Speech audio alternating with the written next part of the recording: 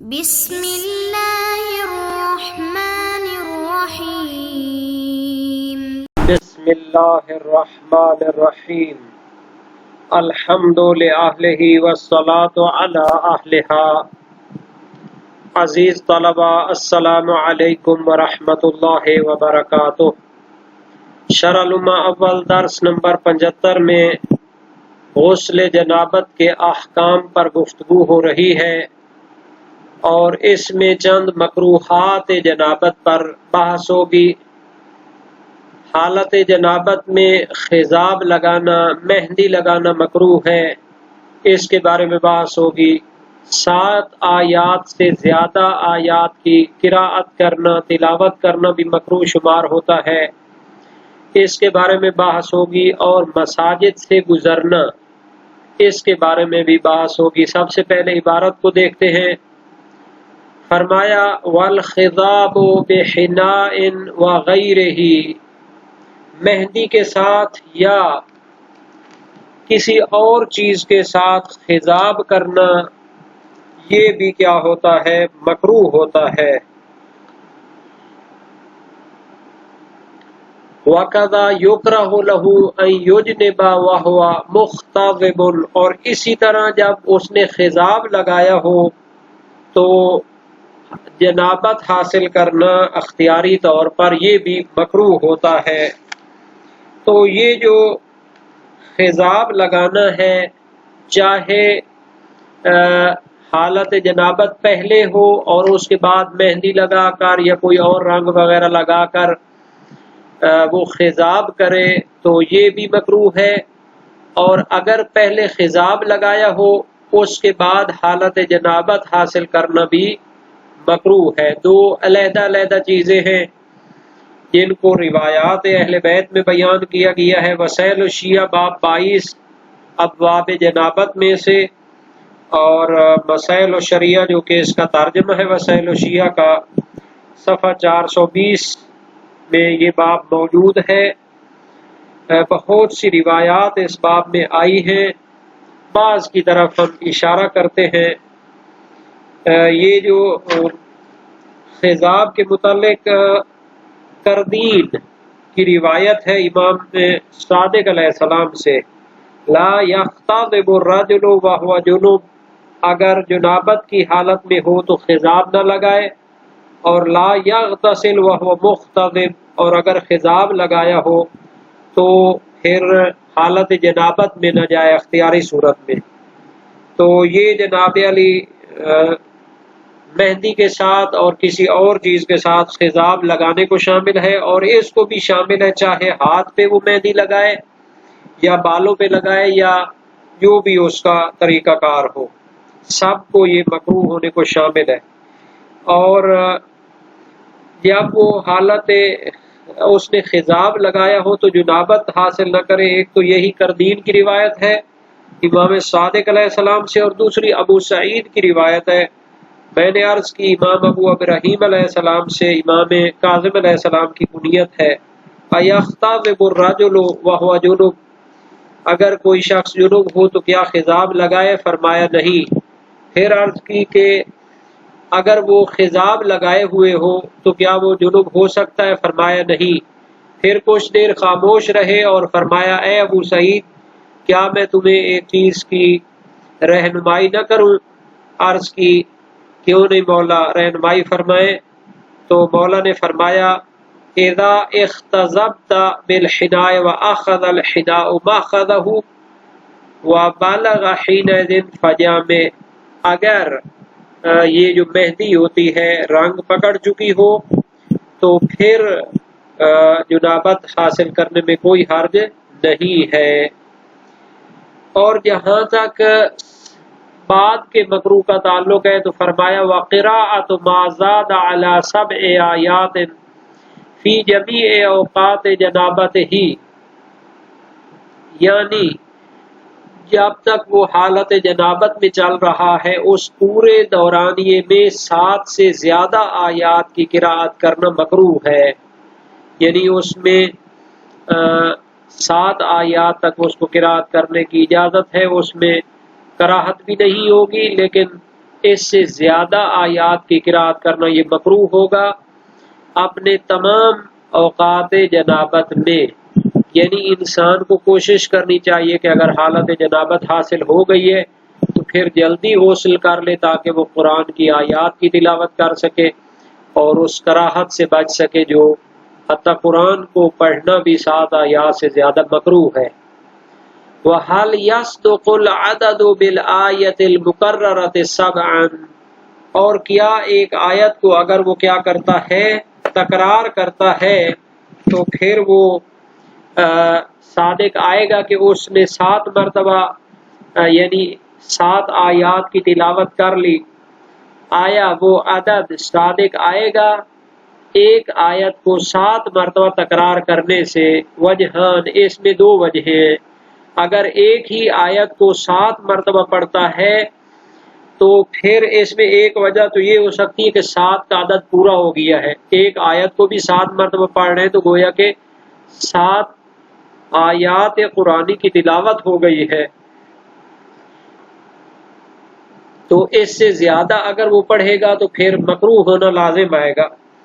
اور دوسری وجہ یہ ہو سکتی ہے کہ ایک آیت کو 7 مرتبہ پڑھنے سے وہ ایک ہی آیت شمار ہوگی، اور پھر جو زیادہ آیات پڑھے گا زیادہ تکرار بھی بے شک کر لے تو پھر وہ مکروہ نہیں ہوگا، کیونکہ روایت میں 7 آیات کا ذکر ہوا ہے اور اس کا ظہور، ہر جو لفظ ہوتا ہے جو کلام ہوتا ہے اس کا ایک معنی میں ظہور ہوتا ہے، واضح اس کی دلالت ہوتی ہے، تو وہ 7 مختلف آیات کی طرف ہے، تو اس کا معنی یہ ہے کہ ایک آیت کو اگر زیادہ تکرار کرتا رہے تو پھر وہ 7 مرتبہ لازم نہیں آئے گا۔ تو یہ جنالی دوسرا ایک عنوان ہے مکروہات جنابت میں سے، تو اس کے بارے میں بھی وسائل الشیعہ میں باب نمبر 19 میں روایات موجود ہیں، اور مسائل الشریعہ میں جلد 1 صفحہ 418 میں یہ باب موجود ہے جناب علی۔ تو اس میں بھی کافی روایات ذکر کی گئی ہیں، اہل بیت کی طرف سے منقول ہے۔ یہ جو کہنا ہے کہ یہ مکروہ ہوتا ہے 7 آیات سے زیادہ کی تلاوت کرنا، یہ مشہور فقہا کا فتویٰ بھی ہے، اور موثقہ سماع روایات میں سے ہے کہ میں نے سوال کیا جنوب کے بارے میں، حال یقرأ القرآن، کیا وہ قرآن کی تلاوت کرے؟ فرمایا ما بینہ و بین 7 آیات، یعنی 7 آیات تک وہ تلاوت کر سکتا ہے۔ اور المحذب اور بعض متقدمین کے ظاہری جو کلمات ہیں اس سے سمجھا جاتا ہے کہ وہ 7 آیات سے زیادہ کی تلاوت کرنے کو حرام قرار دیتے تھے، لیکن اس نظریے کو رد کیا جا سکتا ہے چونکہ گزر چکا ہے کہ واجب سجدے والی جو آیات ہوتی ہیں ان کا پڑھنا حرام ہے، یا بعض نے اس میں واجب سجدہ والی صورتوں کو شامل کیا تھا، تو اس کے علاوہ قراءت جائز ہوتی ہے، اس کو 7 سے زیادہ کو حرام قرار نہیں دیا گیا۔ تو جو روایات میں اگر کہیں اختلاف وغیرہ ہے تو اس کو جمع کرنے کا تقاضا یہ ہے کہ 7 آیات سے زیادہ کو پڑھنا مکروہ قرار دیا جائے، اس کو حرام قرار دینا یہ جو ہے نا جی صحیح نہیں ہوگا۔ تو باقی روایات جو ہیں وہ موجود ہیں، زید شہام کی ہے، ابن بکیر کی ہے، ابو سعید خدری کی ہے، زرارہ کی، فضیل بن یسار کی، عبید اللہ بن علی حلبی کی روایات، یہ ساری روایات جو ہے باب نمبر 19 میں موجود ہیں۔ اب جو ہے نا جی ایک اور بحث کی طرف آتے ہیں، بقیہ مکروہات جنابت۔ فرمایا والجواز فی المساجد غیر المسجدین، مساجد میں سے گزرنا 2 مسجدوں کے علاوہ کہ مسجد حرام مکہ میں اور مسجد نبوی مدینہ میں، ان سے گزرنا بھی جائز نہیں ہے، لیکن ان مساجد کے علاوہ دوسری مساجد میں سے گزرنا یہ کیا ہے؟ مکروہ ہے۔ بِأَن يَكُونَ لِلْمَسْجِدِ بَابَانِ فَيَدْخُلُ مِنْ أَحَدِهِمَا وَيَخْرُجُ مِنَ الْآخَرِ۔ الجواز کا کیا معنی ہے؟ یعنی مسجد کے 2 دروازے ہوں، فَيَدْخُلُ مِنْ أَحَدِهِمَا، وہ ایک دروازے سے داخل ہو، وَيَخْرُجُ مِنَ الْآخَرِ، اور دوسرے دروازے سے گزر جائے۔ تو یہ گزرنے کا معنی ہے۔ مسجد الحرام اور مسجد نبوی میں تو جنابت والا شخص جس نے غسل نہیں کیا ہوا اصلاً وہ داخل بھی نہیں ہو سکتا، لیکن ان دو مساجد کے علاوہ دوسری چھوٹی بڑی جو مساجد ہوتی ہیں ان میں رک نہیں سکتا۔ لبس اور اس میں ٹھہرنا جو ہے نا جی حرام ہوتا ہے، لیکن المرور ان میں سے گزرنا، الجواز یہ جو ہوتا ہے یہ جائز ہوتا ہے۔ اچھا، جواز جو لفظ ہے جاز یجوزو سے، وہ جائز ہونا، مباح ہونا پہلے بھی ایک دفعہ شہید نے بحث کی تھی، تو وہ یہاں مراد نہیں ہے، بلکہ مساجد سے مرور اور گزرنا مراد ہے۔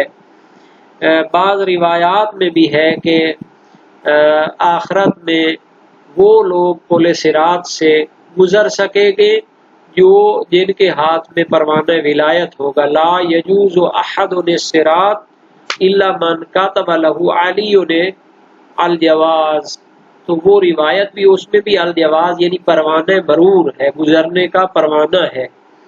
تو شہید ثانی اس کا معنی فرماتے ہیں کہ گویا کہ گزرنے سے یہ مراد ہے کہ مسجد کے دو دروازے ہوں، ایک دروازے سے داخل ہو دوسرے سے نکل جائے، تو اس کو کہتے ہیں گزرنا، اور یہ مکروہ ہوگا۔ غسل واجب ہو تو پھر انسان کو مسجد سے گزرنا بھی مکروہ ہوتا ہے، لیکن دو مساجد کے علاوہ میں سے گزرنا حرام نہیں ہے۔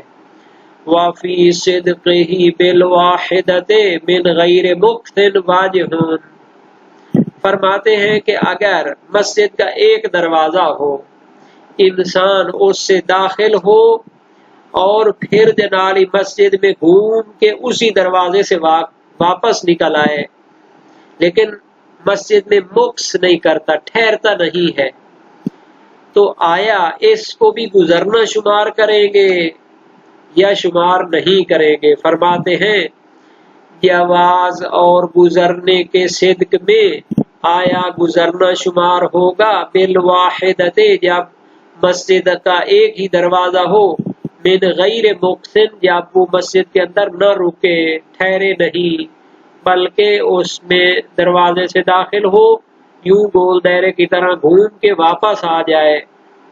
واجہن، تو کہتے ہیں اس کی بھی وجہ بن سکتی ہے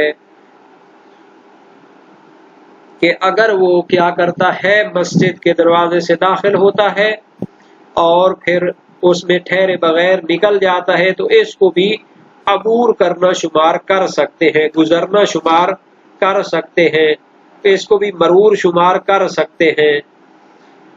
دو احتمال اس میں ہو سکتے ہیں کہ عبور صادق آتا ہے، اور دوسرا یہ ہے کہ فقط دو دروازوں والی مسجد میں عبور صادق آتا ہے، اگر ایک دروازہ ہو تو پھر عبور صادق نہیں آتا۔ لیکن شہید ثانی فرماتے ہیں کہ عبور اور مرور کا صادق آنا یہ واجب، اس کی ایک وجہ موجود ہے، یعنی بہتر یہ ہے کہ ہم اس کو گزرنا شمار کریں، اس کو عبور کرنا شمار کریں، چونکہ وہ مسجد کے اندر رک نہیں رہا۔ نعم لیس له التردد فی جوانبہ بحیث یخرج عن المجتاز، لیکن فرماتے ہیں البتہ جنوب کو یہ حق حاصل نہیں کہ وہ ایک دروازے سے داخل ہو کر مسجد کے اطراف میں اس طرح چکر لگاتا پھرے کہ عنوان مجتاز یعنی عبور کرنے والے سے خارج ہو جائے اور عنوان توقف صادق آ جائے، یعنی اس طرح نہ کرے کہ جنالی دروازے سے خارج ہو پھر جنالی وہ ایسا ایسا چلے مسجد کے جناب یعنی دیواروں پہ پوسٹر وغیرہ یا مثلا کوئی آیات وغیرہ یا جو چیزیں لگی ہوتی ہیں ان کو آرام سے پڑھتا رہے اور ایسا ایسا قدم اٹھاتا رہے، الماریاں جو ہے نا جی اس کو دیکھتا رہے، اور جو کچھ اس کی مثلا جو ہے نا تزئین و آرائش ہوئی ہے اس میں جو کچھ پڑا ہوا ہے ان کو بڑی جناب دقت سے، اور یعنی اتنا آہستہ سے وہ نہ گزرے کہ گزرنے والے کے عنوان سے وہ کیا ہو جائے، خارج ہو جائے، تردد نہیں کر سکتا، اتنا آہستہ